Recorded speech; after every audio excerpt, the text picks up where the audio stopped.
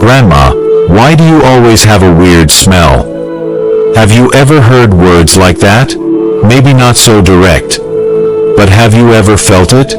That subtle, unspoken distance from the ones you love most. Perhaps you've noticed the empty seat next to you on the bus, or a grandchild who suddenly prefers to stand rather than sit on your lap. It's a quiet, heartbreaking shift that can make you feel utterly alone. This isn't just a scent. It's an invisible wall, slowly being built around you, pushing away the warmth and closeness you cherish. It's a painful silence that many families are too afraid to break. Hello, I'm Dr. Henry Thompson. At 77 years old, and after more than 5 decades as a geriatric specialist, I'm here to tell you a truth that might be hard to hear, but it's essential for your peace of mind. This unique body odor affects almost everyone over 60. And yes, even I have it. I'm not just talking about theories. I'm talking about real people, real pain. I think of my patient, Robert Johnson, a meticulous man who kept his home spotless. One afternoon, he overheard his son's friend whisper, "Man, that old guy's smell is strong." Robert was devastated. From that day on, the joy of family visits was replaced by a deep, gnawing shame, and he started retreating to his room whenever they came over. But please, do not despair. What you're experiencing is not your fault, and it is absolutely fixable. In this video, I will walk you through the simple science behind this change, and give you the powerful, proven steps to reclaim your confidence and mend those precious family bonds. And you must stick with me until the very end, because the biggest secret I'll reveal involves 3 specific spots you need to wash in the shower. A staggering 90% of that unwelcome odor comes directly from these areas, yet almost everyone, unknowingly, misses them. This information could truly change how your loved ones embrace you. Before we dive in, I truly want to know, if this feeling of being silently pushed away feels familiar to you, please do me a favor and comment a simple yes below. It lets me know I'm not talking into the void, and more importantly, it shows countless others in our community that they are not going through this alone. Okay, let's begin. Alright, now that we understand the problem, let's get to the solutions. And I want to make this as simple as possible. We're going to break this down into 4 key areas of your life where small, simple changes can make a world of difference. Think of these as the 4 pillars to rebuilding your confidence and reclaiming those warm family connections. Let's begin with area number 1, the foundational habits. These are the simple, daily actions that form the bedrock of your defense against that unwelcome odor.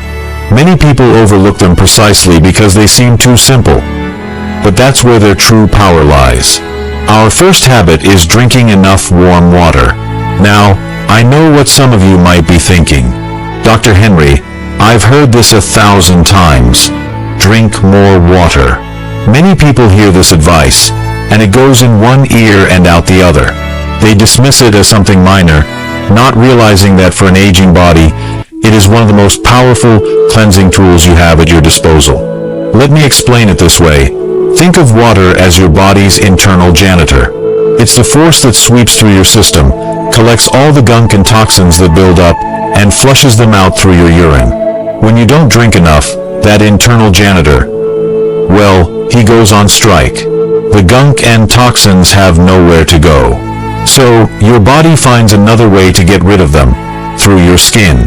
And that contributes directly to body odor. Here is the crucial part that changes as we get older. Our natural thirst mechanism, the little signal in our brain that says, "Hey, you're thirsty," starts to get quieter. It doesn't work as well as it used to.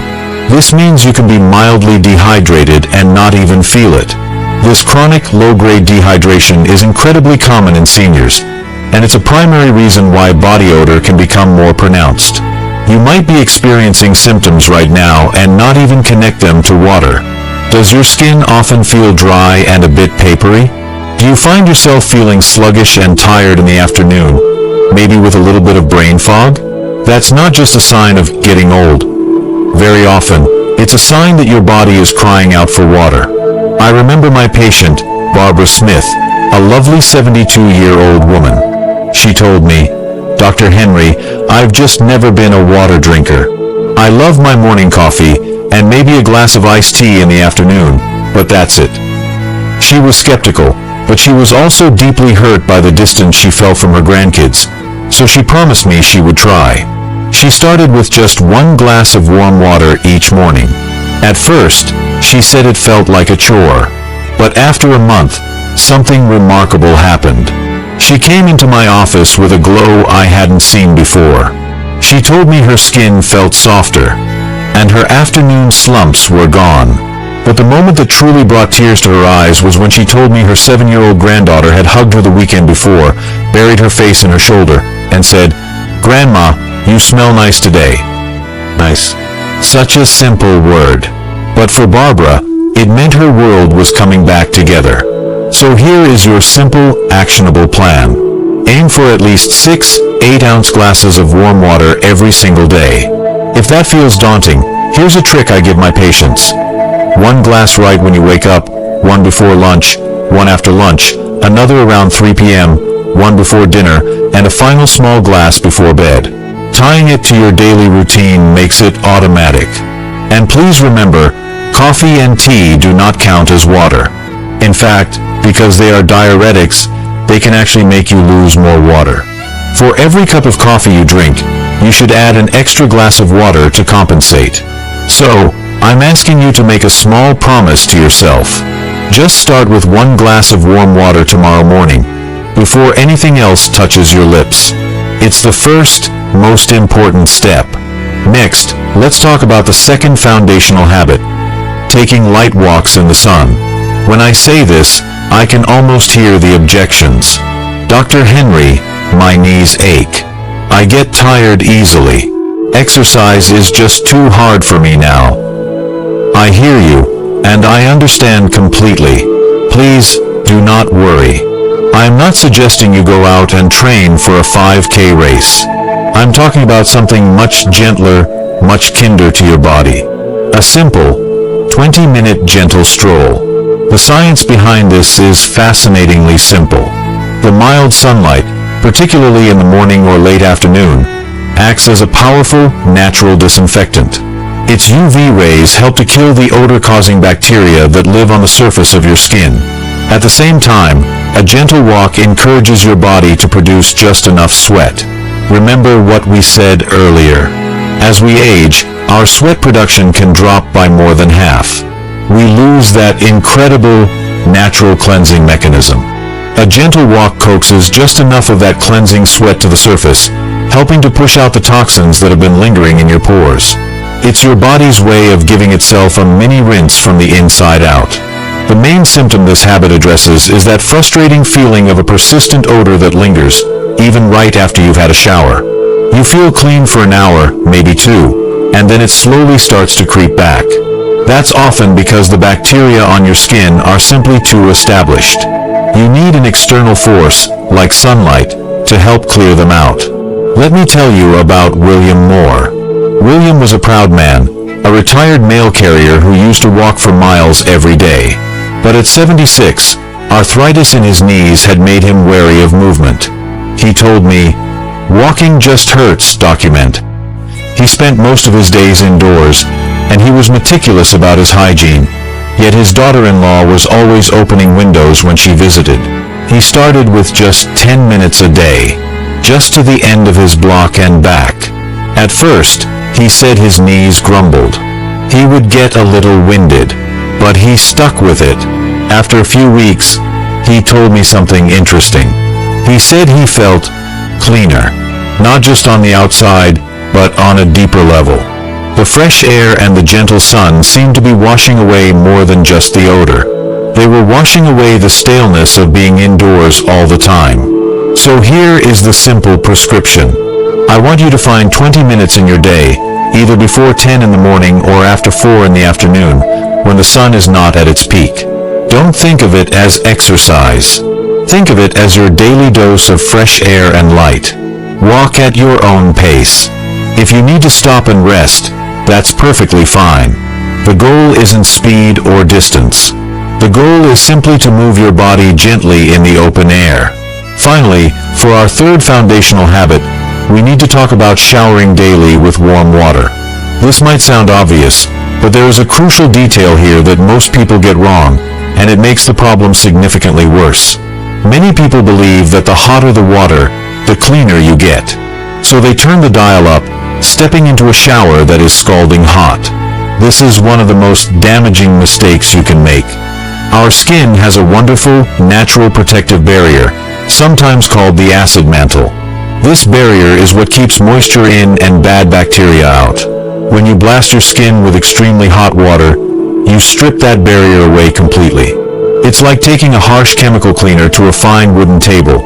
It removes the protective finish. This leaves your skin dry, irritated, and defenseless. And ironically, this damaged, unbalanced skin can actually become a better breeding ground for the very bacteria that cause odor. This becomes especially critical as we age because our skin is already naturally thinner and more delicate. That protective barrier is more fragile than it was at 20 or 30. That tight, dry, sometimes itchy feeling you might get right after a hot shower? That isn't the feeling of being clean. That is the feeling of your skin being stressed and damaged. Over my career, I can't tell you how many patients have looked at me with wide eyes when I share this next part. Scientific studies and decades of dermatological practice have shown that the ideal temperature for your shower is comfortably warm, not hot. Specifically, it should be between 100 and 104 degrees Fahrenheit. To put that in perspective, a child's bath is usually around 100 degrees. It should feel pleasant and soothing, not like it's stinging your skin. As a wonderful addition to this, I strongly recommend treating yourself to a 20-minute soak in a bathtub once a week, keeping the water at that same 100-degree temperature. This gentle, prolonged exposure to warm water allows your pores to open up fully, releasing deep-seated dirt and oils in a way a quick shower just can't. So, here is your very simple call to action. Tonight, or the next time you step into the shower, just try turning the temperature knob down a little. Just a little bit. Find that sweet spot of comfortably warm. And if you've just had a light bulb moment, if you've realized you've been taking showers that are way too hot for years, I want you to do something for me. Go to the comment section right now and just type the word WOW. It lets me know that this information is hitting home, and it's time to make a change. As we bring our time together to a close, I want you to come back with me for a moment to Carol Peterson, the woman we met at the very beginning of our journey today. Remember that innocent, yet heartbreaking question from her 7-year-old granddaughter? Remember the quiet tears she shed that night, feeling so utterly alone and confused? Well, after putting these simple, daily practices into her life for a few months, the story has a new ending. Today, her granddaughter doesn't just sit on her lap to watch television. She buries her face into Grandma's shoulder for a long hug, breathing in deep, feeling nothing but warmth and love. That connection, that simple, profound act of a grandchild wanting to be close, that is what we are fighting for. I hope you see now that ditching this old age smell was never really about just getting rid of an odor. It's about taking back control with small, powerful daily actions. It's about tearing down that invisible wall that can slowly grow between us and the people we hold dear, and letting all of that warmth, that joy, and that love back into our lives. It's about reigniting your own self-assurance, one simple step at a time, so you can walk through your golden years with your head held high. And so, before we say goodbye, knowledge is a wonderful thing, but it's only powerful when we put it into action. Now, I have one last, very important question for you. What is the one commitment you are making to yourself after watching this video? It doesn't have to be big. It could be as simple as, I will drink that first glass of warm water tomorrow morning. Or maybe, I will spend 3 extra seconds scrubbing behind my ears. Whatever your one small step is, please share your personal commitment in the comments below. Let's inspire each other to take that first step. Your journey can be the spark that encourages someone else to begin theirs. And if you found real value and inspiration in our time together today, please show your support by giving this video a like. It's a simple click for you, but it tells me that these conversations are making a difference. To ensure you continue on this journey with us and never miss another video full of life-changing wisdom, please hit that subscribe button. It's more than just subscribing. It's joining a community.